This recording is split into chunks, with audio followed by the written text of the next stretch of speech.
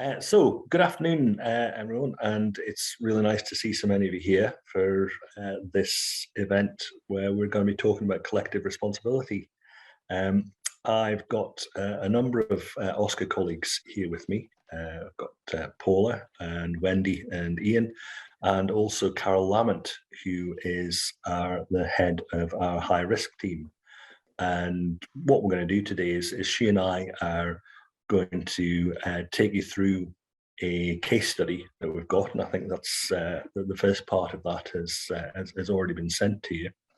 We're going to take you through that, have a little bit of discussion about the points that are coming out of that, look at how that whole situation pans out, and then broaden that into a discussion about everyone's experience of and knowledge about the challenges of collective responsibility.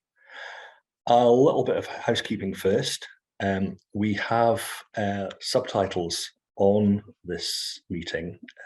They've been enabled. If you have any trouble getting into those, then please get in touch with Paula through the chat. That's been monitored by my colleagues Wendy and Ian. And also in the chat, please feel free to put in any thoughts that occur to you as the session's going on, and particularly any questions you might have, anything that you want us to discuss. We'll be really pleased to do that. We've had some people sending questions in beforehand, and some of those hopefully we'll deal with through the case study. If not, we'll make sure and talk about those later on when we get to the more general discussion. We're aiming for about an hour, but if the discussion's sort of still really going well, at the end of that, we can keep going a little bit further than that. And one thing I should mention to you, because I'm bound to forget at the end, is that we'd be really grateful to get your feedback on the session. That really does help us make the sessions as good as they can be the next time. So, collective responsibility. It's one thing that we talk about a lot, we think about a lot in OSCE. It's often the subject of discussion in the sector and when people are talking about governance. It's also one of the most difficult things to define and one of the most difficult things to recognise. And I think our experience is when we're talking to charity trustees, charity employees, all sorts of sort of people who are involved in the sector about collective responsibility, it can be one of the most difficult things to define, and then to talk about how it works and if you like, how you do it.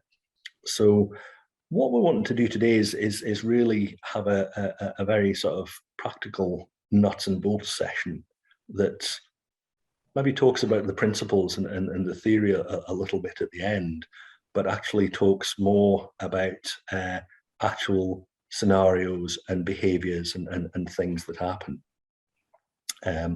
What we're going to use, we thought about using actual case studies that we've worked on and that have come out of our work.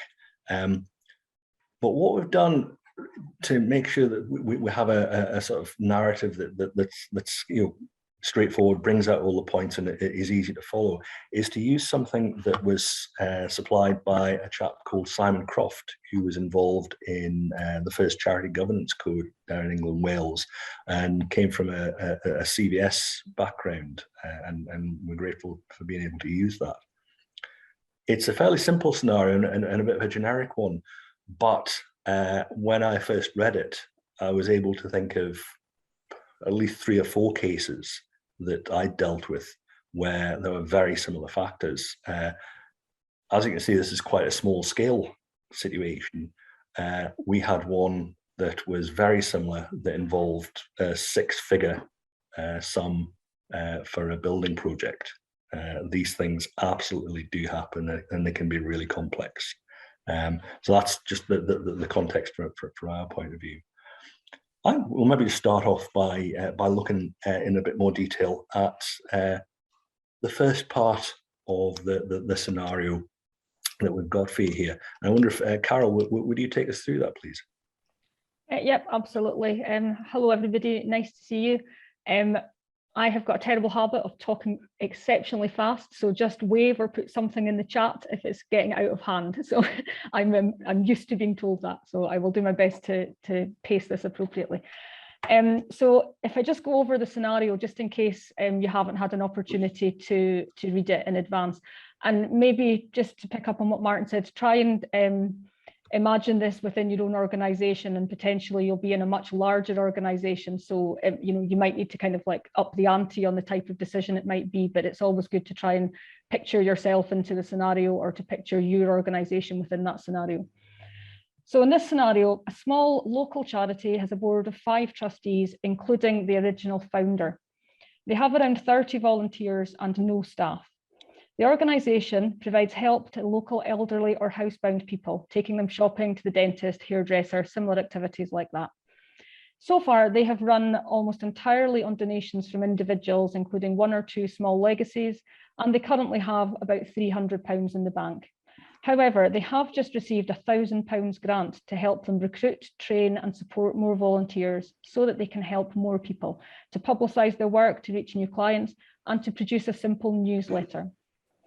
At the last board meeting, the trustees started to discuss whether they should buy a new computer to help them manage the membership lists and the volunteer records and to produce that newsletter for the publicity. The founder and 1 other trustee were very keen, and the others less so, if this was the right thing to do, and they want to think about costs and implications before making a full decision. At the following meeting, in a month's time, the founder arrives at the meeting with a brand new £500 laptop. He saw that there was a special offer at a local shop, and that would have expired before the meeting, and so he bought it on his personal credit card there and then. He expects the board to reimburse him from the charity's funds immediately before he starts to get interest charges on his credit card. So that's the original scenario, and we asked you to have a think about what went wrong there, or what the implications of that scenario are. So I suppose we wanted to kind of pull out the different aspects of the scenario with you. Martin, do you want to go through part 1 of it? Yeah, well, I think just before we do that, has anyone got any questions about the scenarios or anything anyone doesn't understand? Is it all, hopefully it's reasonably straightforward, but do let us know if there's any questions you have, because we're just about to ask you a question. We're going to do something that might or might not work. I think I'm not sure we've done it before externally, but we're going to ask for a bit of audience participation here if Paul is ready to do that. What we're going to do is a bit of a poll. So you are able to vote on what you would do if you're in this scenario, if you were one of the trustees. So this, hopefully what's come up for you there is 3 options.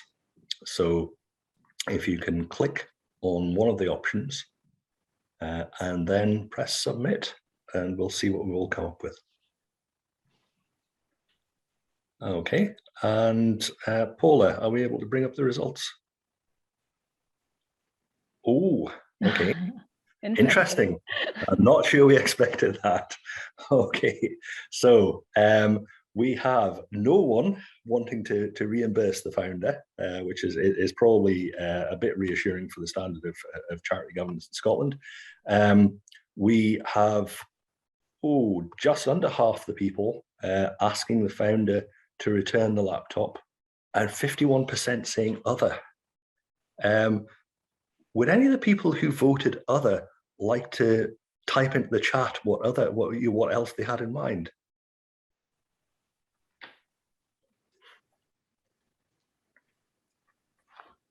So we're fascinated here.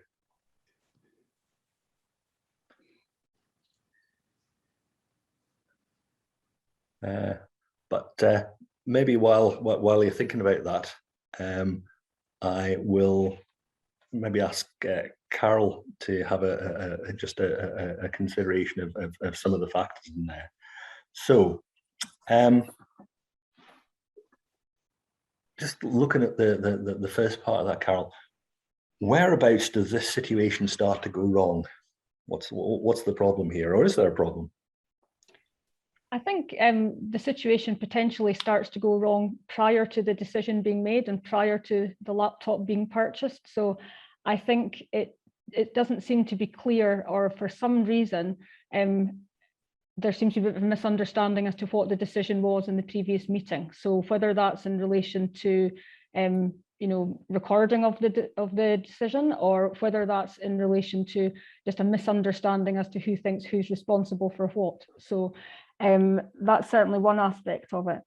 I think potentially we've got a situation where some people are making decisions are more dominant than others, and in some cases that can be the founder, which potentially in this case. In other cases that can be anybody else within the board, or sometimes an employee. So having somebody that's quite dominant and feeling that their decisions will just be carried through by everybody else.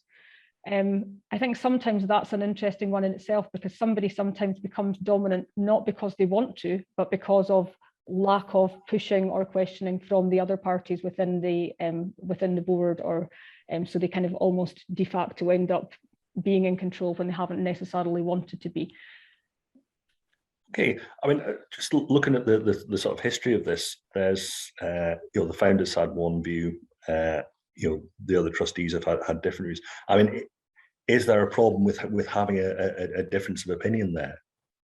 Absolutely not. I think from Oscar's point of view, we would absolutely value boards having lots of different opinions, views, and experiences, so that people can actually debate points appropriately and come up to the right decisions. So having different views in itself is not a problem. It's about coming to the final decision that's the challenging bit. No one says this is going to be easy, but coming to that decision that is going to be that collective decision is the tricky bit. Okay, and I'm just looking at some of the points that there's some really good points coming up from the chat here. One point that someone's made in the chat, I think it's Hillary has made in the chat, is to ask what was minuted at the previous meeting, and how important is that question about recording? Very, very important. So our advice would be to be very careful about minuting. So we don't necessarily expect minutes to be verbatim and everything that's said. It's very important to have somebody taking the minutes that can record the discussion, the key discussion points, but very much make it very clear what the final decision is that has been reached. At that point, everybody is expected to be behind that decision. That's the decision of the charity, and it's to be made in the best interest of the charity, not in relation to anybody's particular individual thoughts or beliefs in relation to the matter. And that bit about the best interest of the charity is where it sort of bears in terms of the trustee duties under the law. Yeah, absolutely. Just picking on some other things that come up in the chat there. People have mentioned the terms of the funding, because there's that £1,000 that they got, the grant that they got, and people are mentioning that specifically. What is it that the trustees should be taking into account there? Whenever you apply for a grant or funding from somewhere, you should be making it clear what that funding is going to be used for. And that should be in furtherance of the charity's purposes. So you should be asking for money to do the things that your charity is there to do. It's then very important that you follow through on that. If for any reason something happens that would change that path, you would need to discuss that with the funders to see if they were comfortable if there was going to be any changes to any expenditure. But generally speaking, if you've been given funding for one particular purpose or for purposes, then you need to stick to that, and you need to justify that to them when you submit your reports on what your funding's done and what benefit it's provided. Yeah, okay. Another point that has been raised here, is around the charity's own procedures, and particularly around a scheme of delegation. If you were looking at this as a case, what would you be expecting to see there in terms of a scheme of delegation? The scheme of delegation will be a matter for the trustees to determine, because it's be very specific to each charity. So larger charities will have a different scheme of delegation to smaller ones, just by the nature of them. But really, it should be making it clear who has responsibility for making what decisions. So perhaps in some examples, it would be some members of staff or some trustees may have the ability to make purchases up to a certain amount, up to a certain value, without needing a secondary level of authority. Whereas in other cases, it might be that that authority is needed for absolutely everything. In some very small charities, that there has to be an agreement on that. So it will it'll depend on the nature of your charity, and it'll depend upon the values as well. And the scheme of delegations isn't just about spending money, it'll be about making decisions as well. There'll be some decisions that can be devolved, and there'll be some decisions that have to be maintained with the Board of Trustees. Okay. And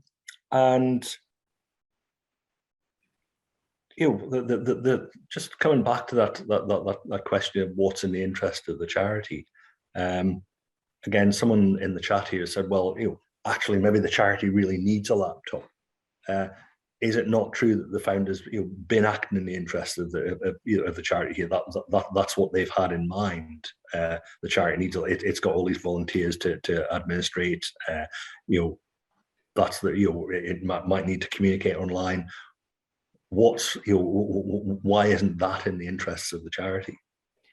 It could be in the interest of the charity to have a laptop. It's not in the interest of the charity for a decision to be made outside of the appropriate agreements, policies, procedures, and the collective decision making of the trustees. So I think the issue is the laptop might have looked like really good value, and someone thought this is too good a deal to turn down.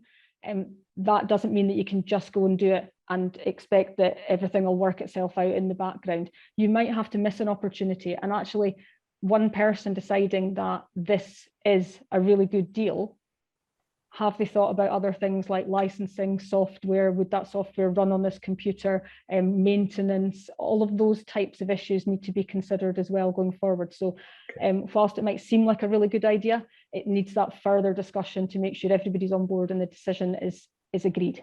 So.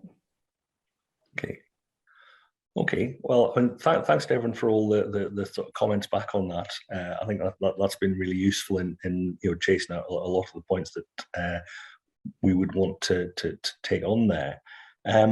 So we've all sort of indicated what we think should happen next. What we're going to do next is go into a couple of the possibilities for what happens next.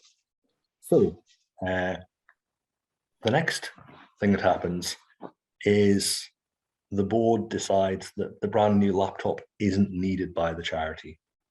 Fortunately, the laptop's a standard package. It hasn't been opened, and the founder is able to take it back to the shop, subject to a small handling fee, which he pays himself, and he isn't seriously out of pocket. So that sounds okay. But relations on the board are getting pretty strained as a result. Both the founder and the other trustee who is keen to get the laptop, they start talking to volunteers and also the clients of the service when they're going out, and they're saying that they tried to bring the board up to date with new IT, but their positive steps were undone, and that was the wrong decision in their view.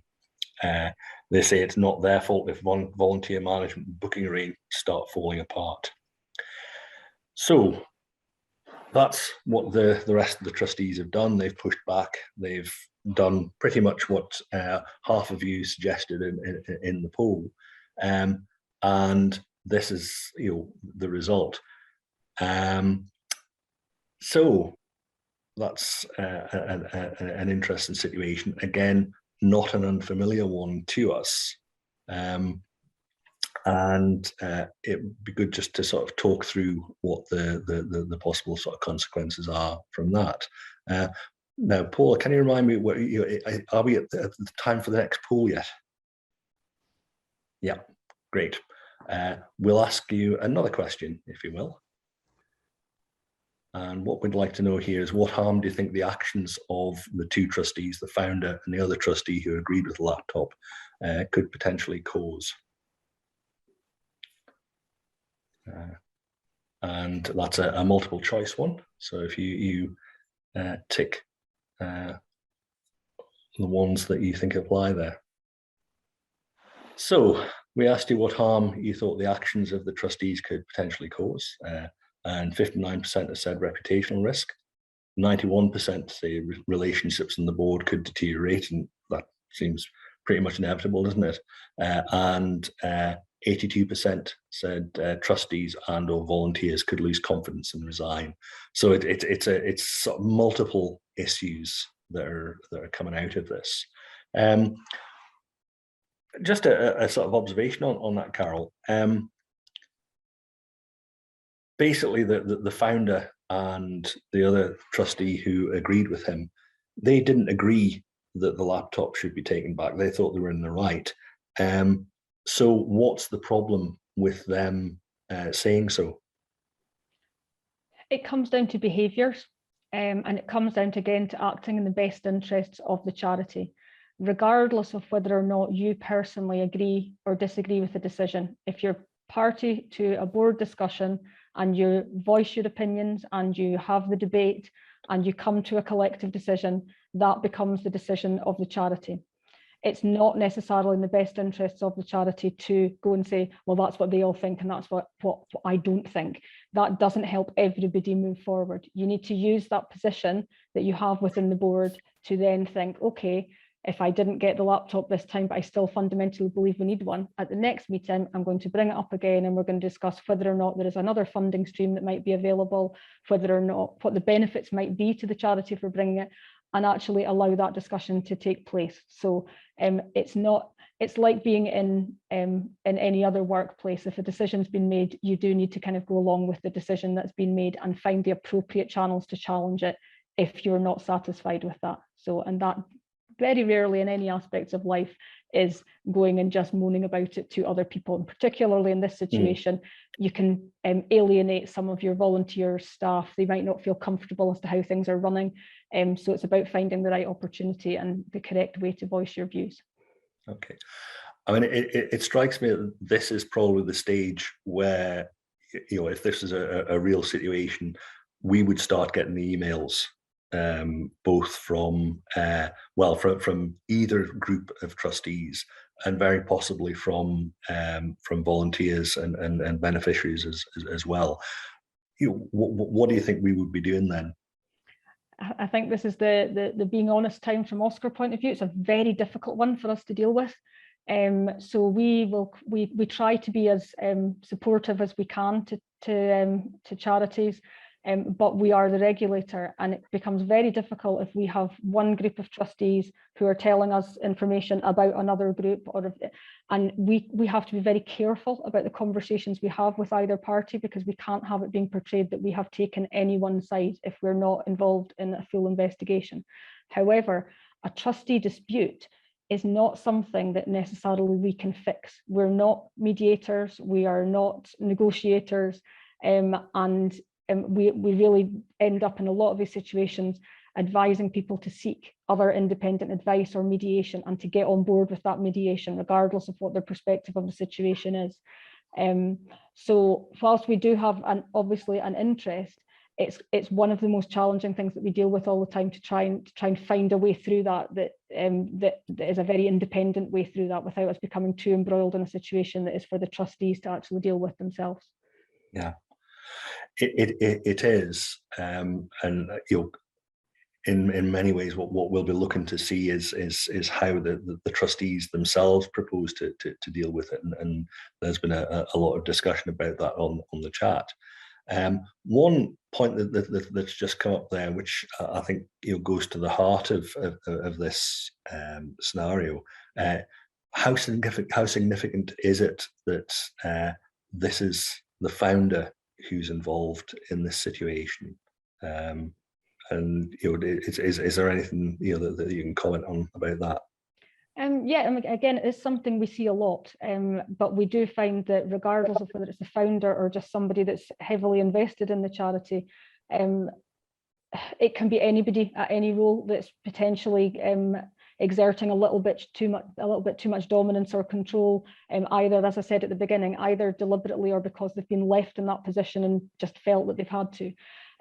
But we do have cases where the founder is very heavily invested personally, because a lot, and I'm sure you're all aware, a lot of the charities that are registered with us are started by somebody that's been through something personally and wants to do something about it, and therefore we completely understand the emotional ties that there are. So quite often, one of the the biggest challenge is to help a founder realise that the rest of the board also have the best interest of the charity at heart, and sometimes the best thing for them to do is to step back and allow other people to start making decisions and going forward. That's one of the biggest challenges that a lot of boards can face. So it's a bit like being a UN negotiator sometimes, I think. So. Okay. Wonder if we might go on to the other alternative here. And again, this is going back to the poll. It's the road not taken, the one that none of you chose, which is actually reimbursing the founder for the laptop. Do you want to take us through that, Carol? Yeah. So basically, hold a second till I just grab this piece. Basically the charity had a discussion about it, and the board decided that the brand new laptop is needed. So they hadn't come to a conclusion at their last meeting, but they said, all right, okay, well, we've got this now, what do we do?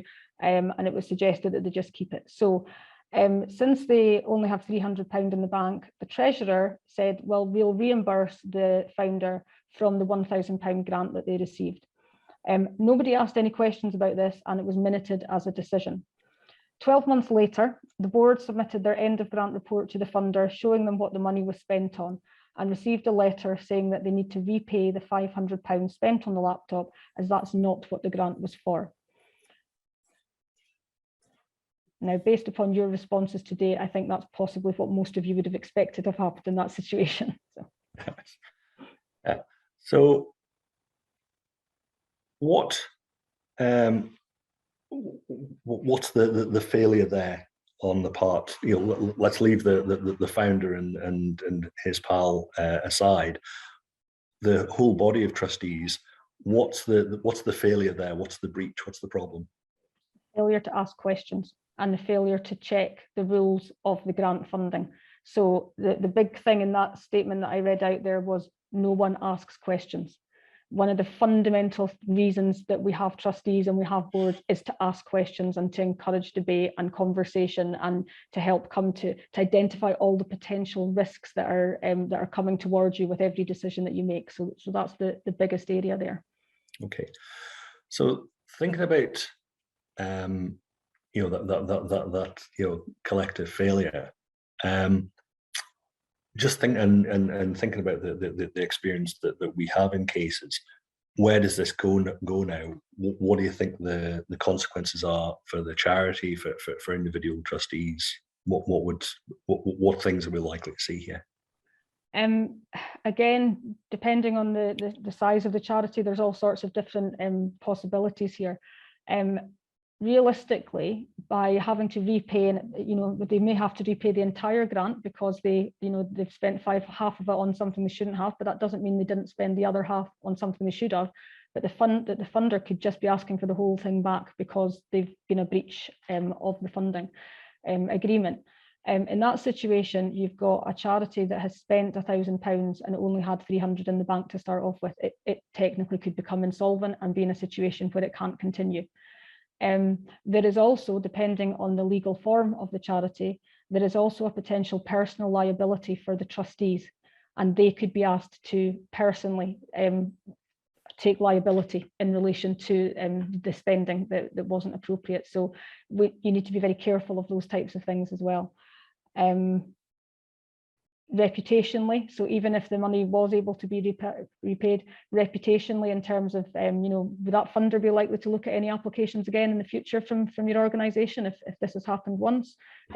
Potentially yes, but again, you might I think most people probably know how difficult it is to get funding already anyway, so let's not take risks with those types of things.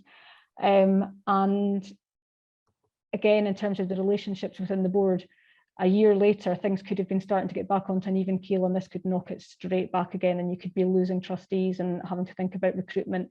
And again, explaining to new trustees, well, this is kind of what went wrong before, might not fill them with confidence about joining and supporting. Yeah, and I think that's a really interesting point, because it might feel like to the trustees that they've chosen the quiet life, that they've managed to sort of heal up any dissension or any argument within the charity, but actually what they've done is kind of stored up an issue for the future. I mean, the question of liability is an interesting one, and it's gets talked about a lot in relation to people or to charities changing their legal form to become a SKIO or incorporate as a company, and the advantages around that. The case that I'm aware of where charity trustees have been held individually liable. There's a couple. I think both of them that I'm aware of have been from south of the border, but one of them's an interesting one. I think what happened there was it was not a charity. It was a rugby club in, I think, northwest England, and they built a pavilion or a changing room, and that hadn't been properly decided on, and the various sort of requirements around that hadn't been fulfilled, and it ended up, I think, with the chair being personally liable for that one. So that's that can happen. I think it's fair to say that's pretty rare, and you have to be getting into some the far end of some quite difficult circumstances for that to happen. But it definitely is worth bearing in mind. I mean, just look at the situation as a whole. In a way, either way that it went here, either the alternatives that we've been putting forward, either making the trustee making the founder take the laptop back, or the rest of the trustees giving in and assenting to the purchase of the laptop, they've ended up in a bad place for the charity. Just thinking back over this, Carol, is there a place, or is there a point where the charity trustees could have avoided this? Yeah, I think in some ways that's part of the frustration. Everybody, well, most people quite often will join and everything's really good, and so you just have a good relationship with the rest of the trustees you're working with, and you don't think you might need potentially a very strong scheme of delegation because you all get on great and you know what's happening and it's all fine. And it's only when something goes wrong that you realise the issues of not having those things in place in the first time. The other thing is, again, depending on your plans for the charity or things that might happen, when we see collective responsibility issues cropping up quite a lot, is when we get quite significant expansion of charities over a short space of time. So it's about making sure that you've got the appropriate skill set on your board. And if you do suddenly get a big influx of cash, either from a legacy or from a grant, making sure you've got robust structure in place to be able to deal with any changes. And that's quite difficult to do in a short space of time sometimes, but it's really, really important. But to deal with it way back at the beginning, before it went wrong, I think some of the comments in the chat already sort of say, call a meeting. Speak to everybody and say, look, this looks like this isn't the way that we should be behaving. We need to actually talk about all of these types of things.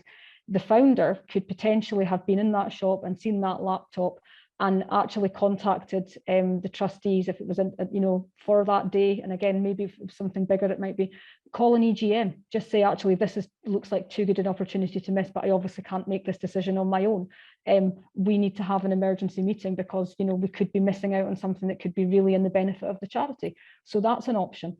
So, I'm not suggesting we call EGMs every 5 minutes, but, if there is something really significant, you might want to consider that would have been an appropriate step forward. And I've seen, like I say in the chat, quite a lot of other options that people have suggested about actually having a full, frank conversation about it. So.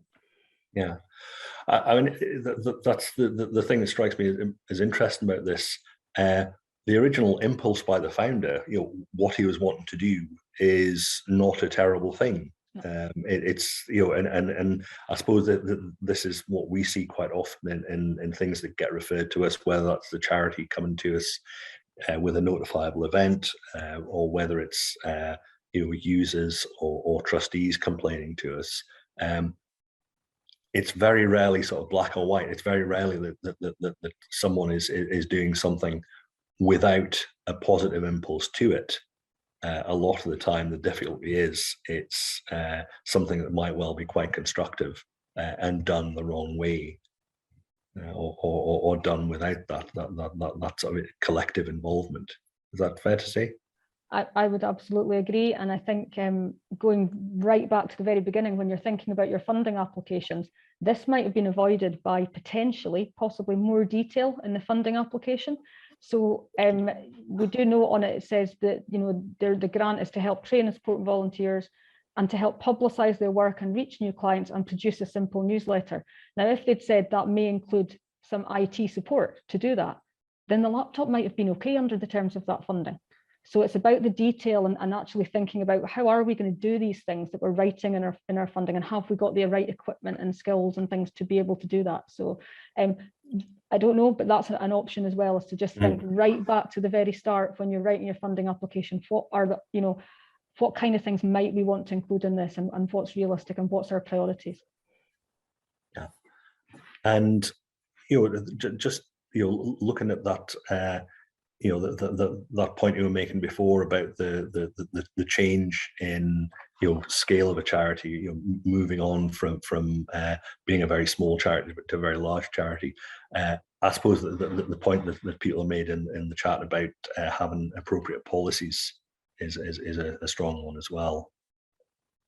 Yeah, absolutely, and probably more so than having strong policies and procedures, implementing them and referring to them and updating them frequently. So particularly when a charity expands quickly, making sure that there is a regular review of those policies to try and make sure that they match the pace of change within a charity can be quite crucial. We can look at things that refer to, you know, one location, but actually when we see it and when it comes to us, it's like, are you not operating from 17 places now?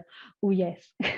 And it's just because that's one area that's potentially been overlooked. So it's about the regular review, and in line with that, regular review of your governing document, so that collectively you can look at, have we got the right mix of trustees, have we got the right skill set, have we appointed people in the appropriate way. So I think there was conversations earlier in the chat about, you know, people bringing their friends on board.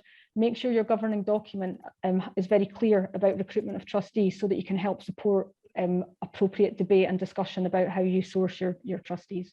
Yeah, just coming up, you were talking there about people bringing their friends on board, and that again is something that came up earlier in the chat. What are the risks about that? I think we veer into the conflict of interest territory there, and whether people can feel free to speak up. So again, this scenario that we're talking about, it was the founder and his friend seemed to be on one side of this debate. Now, when there's too many kind of associated people within a board, it can lead to a conflict of interest, because people don't want to speak up against their friend in case it causes a personal grievance between them. That makes it difficult to always act individually in the best interests of the charity if you're a wee bit worried about upsetting your mate.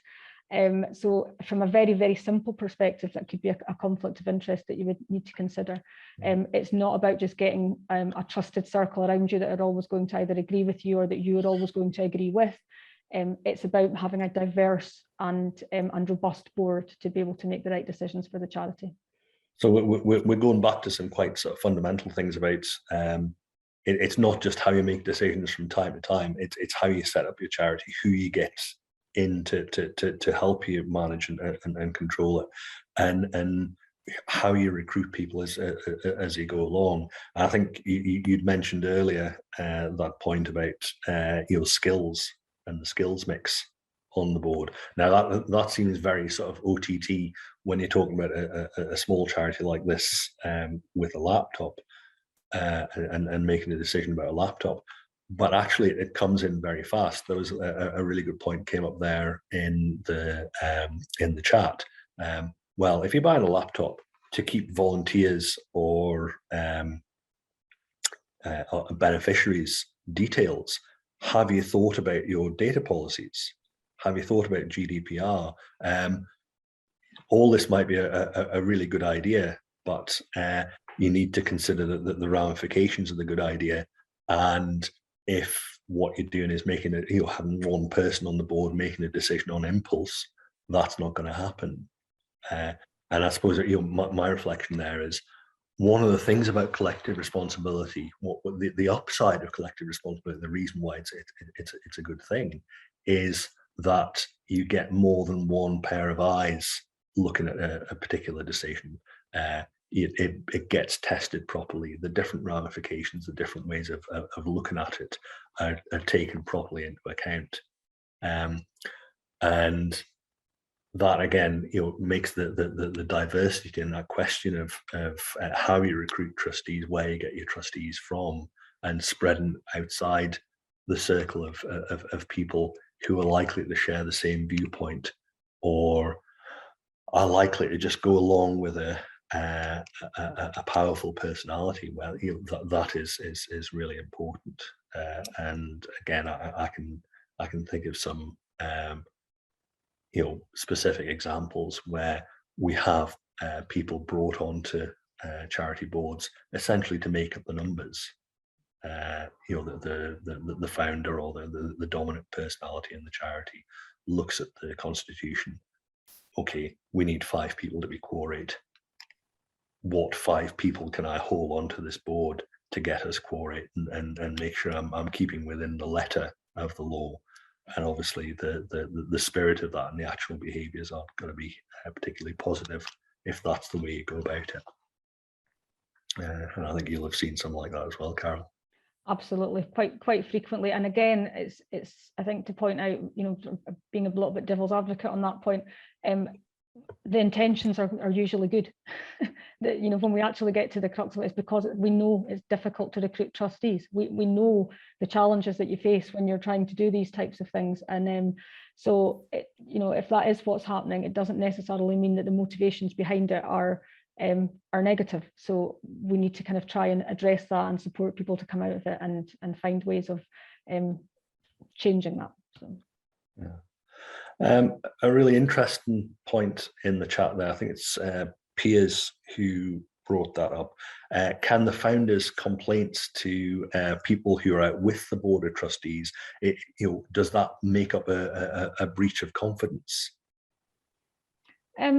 Yeah, I mean, it could do. I think that's the point about, once the decision's been made, you have to stand by that decision until there is a change at the board level. So yeah, I mean, it could be. And again, depending on the nature of your charity, there's potentially procedures in place for, raising a vote of no confidence in terms of things. But that again can be a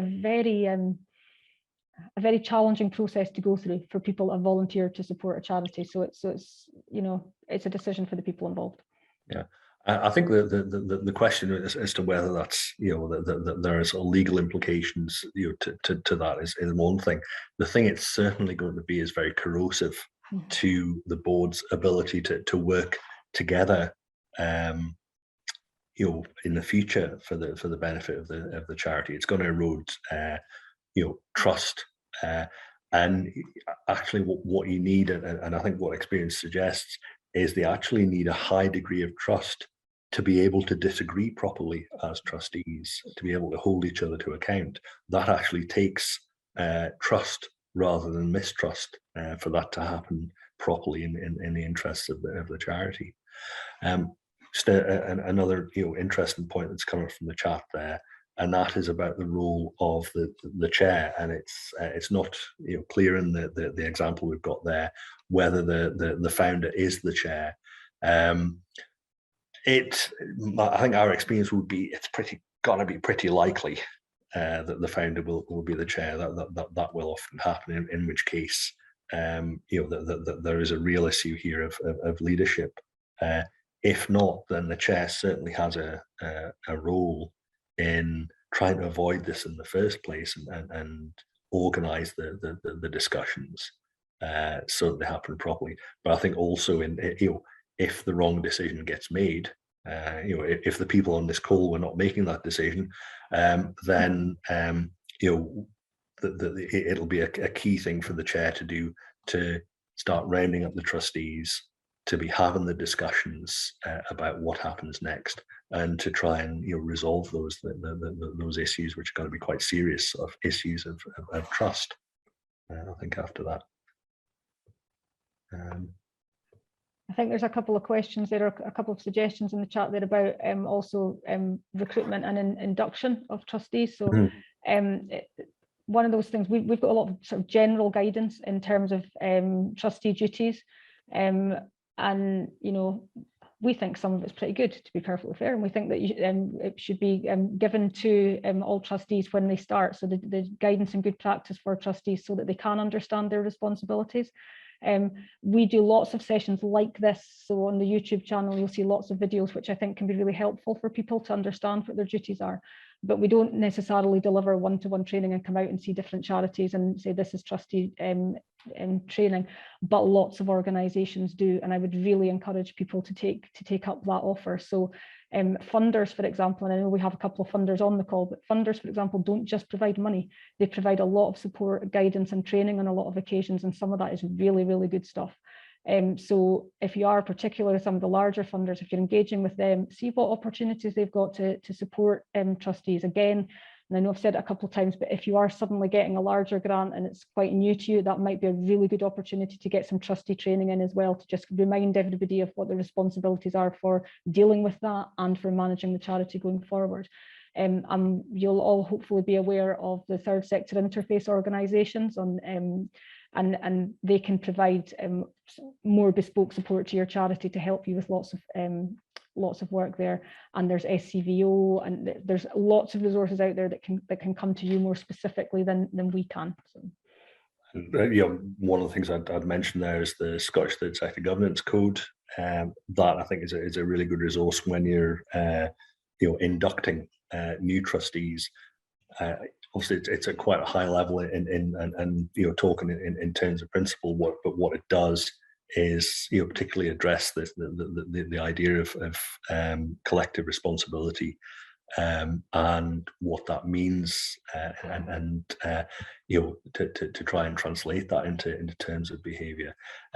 And just coming from that, SCVO have just published a new toolkit to allow charities to do a sort of bit of a governance checkup and look at some of those behaviours. So again, that's something that's very well worth charity trustees looking at. What we've given you here is quite a simple example, and I think as your sort of polling indicated, probably one that's quite easy to avoid. It's quite easy to see coming. Sometimes the decisions that the charity trustees have to make are genuinely really difficult, and they're genuinely really difficult for everyone to get behind. There can be real principled disagreement, and it can be really difficult to do what collective responsibility requires, which is get involved in a decision, challenge, everyone has to take responsibility. But once that decision is made, get behind it.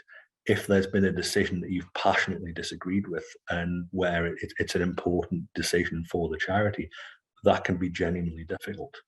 So having had that training, having had that discussion beforehand, before the heat of battle, as it were, and having sort of thought consciously about what your charity's governance is like, that's a really useful thing to do to help you through the discussions when they, those really difficult discussions when the going gets tough, to have thought about it before, get your policies in order and get your way of working in order and your expectations of each other.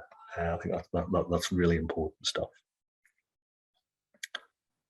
So I hope that there's some useful things there.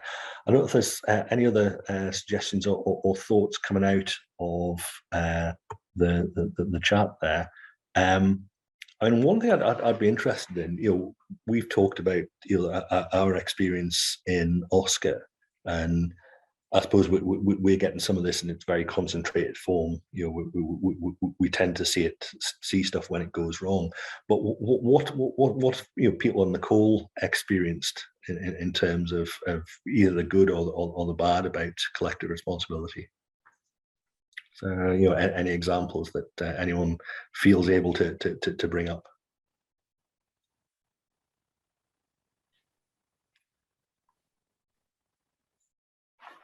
Or maybe it's too painful to talk about.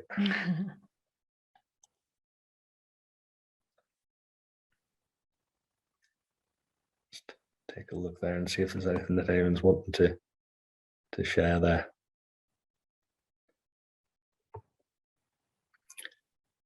I could maybe just go back to one of the questions that I think was asked in advance, because it might be relevant to this.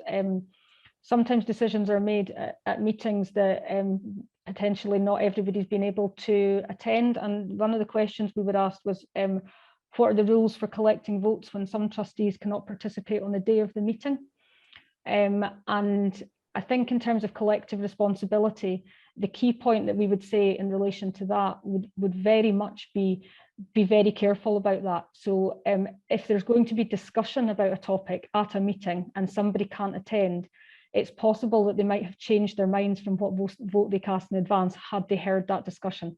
So the trustees need to make a very informed decision as to whether that's an appropriate way to run the meetings, or whether or not it's just going to be literally all of the information has been put out and there's a vote, or it's a decision to be made. I don't know, Martin, if you want to say anything else about that, but I think that's one that, because people could change their minds based on that discussion, it's a bit difficult in terms of the decision making. Yeah, and I think that's where there's a real role for the chair in having a good think about what decision is coming up, how difficult it's likely to be, what kind of things people are going to consider, and what's required for the discussion to be one where people can feel that a collective decision has been properly made, and making sure that happens, and if necessary, slowing things down to make sure it does happen. There's a couple of hands up there. I think Rob Denning, you had your hand up. Was there something you were wanting to share with us? Hi. The one thing we realised, we only have 4 trustees, but it was the fact that trustees are busy people elsewhere. And it was the quality and the communication skills of the chairman that brought it all together, and not the fact that you wanted to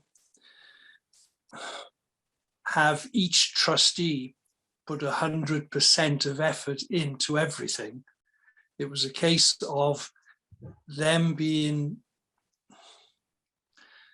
I'm tempted not to say, led or shown, but for them to have abridged information which would allow them to make an informed decision without having to do all the necessary homework that the chairman might do. I think that's true, and I think there has to be a degree of pragmatism there. But just a word of caution: if the trustees start getting a sense that there's too much abridgment going on, or that the abridgment is looking too convenient for the chair, or too convenient for what the chair wants to happen, you can start getting problems there. But that is I think part of the art of chairing. It's as you say, it's having that sort of sense of what's needed to make an informed decision, and being sort of pragmatic about how you help those discussions to happen. Yeah. Shirley. Sorry, I was just going to say, I think it's part of the collective decision making as well. It might not always be the chair that's responsible for gathering the information behind some of the decisions that are going to be making. So as part of your potential scheme of delegation, my lights have gone off. In terms of the size of the organisation, you might have different people leading up different things to try and share that responsibility, but you have to come together to make the collective decision on it. There's a difference between sharing the roles and the responsibilities. So one thing that I've seen quite frequently is trustees feeling that they don't know enough about the finances because the treasurer is dealing with the finances. It's not just for the treasurer to deal with the finances. And actually, one of the issues that we see is the treasurer didn't give me the information I needed and got upset when I asked for it. And actually, they're not asking for it quite often because they want to check up on you. It's so that they can make an informed decision and play their role properly. And countering that, the treasurer's going, I'm just trying to make their lives easier by not trying to turn them into accountants. So it's actually, if they just have an open discussion about it, then they might actually realise that they are both trying to act in the best interest of the charity, and they're not trying to pick at each other's roles. So I'm just going to wave my hands about to get the lights to go back on if you think I'm going a bit mad. Okay. Shirley, you've got your hand up there. Oh yes, only because I probably have scars from dilemmas around founders. There's something about the power of relationships whatever, and it goes right back. You'll see it in Middlemarch and all sorts of books as well. The dilemmas out with founders are where the chair has a corporate background, and there's an assumption, as there are in many organizations, that somehow the chair is different, as indeed Caroline said about the treasurer, and therefore it is a flat structure, and yet the culture tends to encourage people not quite to get that collective responsibility means flat structure, and therefore everybody is equally liable. So I think in some ways we need to gently fine tune, as in a sense Rob's been saying, the tendency to fall back on the chair, especially for all kinds of structures, because time is limited and who else might lead it. The other one I just wanted to respond, as Caroline was saying, is the status of email decisions, because that again makes me nervous. Thank you. Yeah, and I think the making decisions by correspondence, by email, sometimes it's the pragmatic, sensible thing to do, but there has to be real clarity about whether how the decision's been taken, when the decision's been taken, at what point it's clear what and when a decision's been made. And again, that comes down to the role of the chair. And again, it's an interesting point there about the chair not having more responsibility or more weight than any of the other charity trustees. It's a distinction there between the role and the responsibility. I think the duty, the responsibility isn't greater, but there is a different role, and it's about that role of facilitating good decision making. It's not making the decisions or imposing decisions. It's helping the rest of the board to do that collectively. And that's a very easy sentence to say, a much more difficult thing to do, I think. That would be my experience anyway. And anyone else got anything that they want to chip in there in terms of experience or reflections? I'm just going to scroll through the serried ranks here. Martin, Linda Milne has her hand up. Okay, Linda, great. Hello. What's in mind? Just something I wanted to flag up was we have 7 trustees. 4 are also in another group looking after pony welfare and things like that. And in between the 6 week between meetings, they tend to forget that they've done that subject to death. You know what I mean? And occasionally in meetings, they'll say, oh, we agreed that. And you have to say, well, you maybe agreed that in another room talking about, but you didn't bring it to the trustees for us all to discuss. And they're not doing it intentionally. Mm-hmm. It's just they're into a conversation and it goes on for weeks till the next meeting. And that's sometimes a difficult one when you're trying to say, well, could we just talk it through again, because we don't know what you've been talking about for 6 weeks. So it's just, it is a difficult one.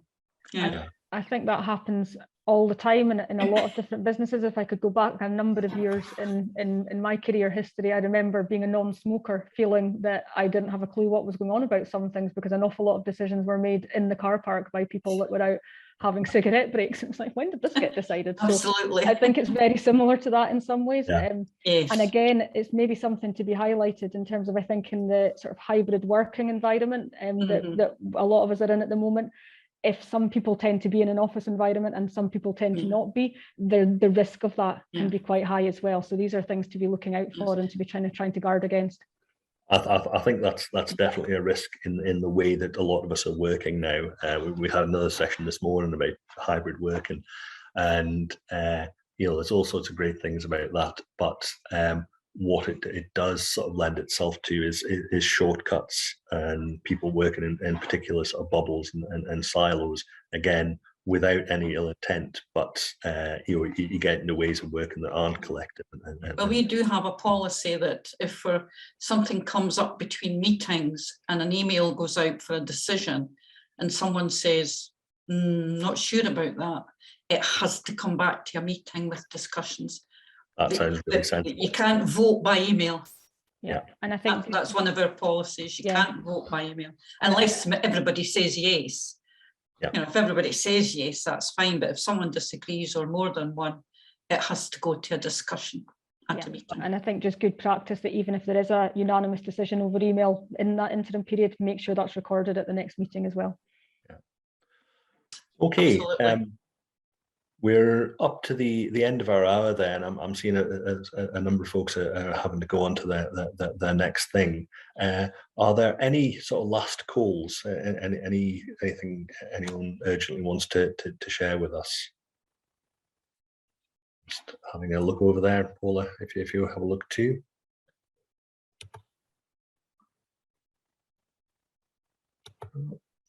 Well, that's been great. We've been really grateful for really good sort of participation. There's some excellent points coming up in the chat, and that's been, hopefully really helpful to you. We've enjoyed looking at those points and seeing what was coming up there. Just to sort of underline the sort of general picture here. Collective responsibility means all of a charity's trustees must share responsibility for the running of the charity and for the decisions that get taken. And when that decision has been made, everyone needs to support and carry out that decision. That's the big picture there. But thanks very, very much for coming along and for your participation. Please do remember the feedback. That really helps us work out what we do next time, for instance, with the pools and whether that works. It's really good to get your feedback on all aspects of the session today. But thanks very much indeed, and cheerio.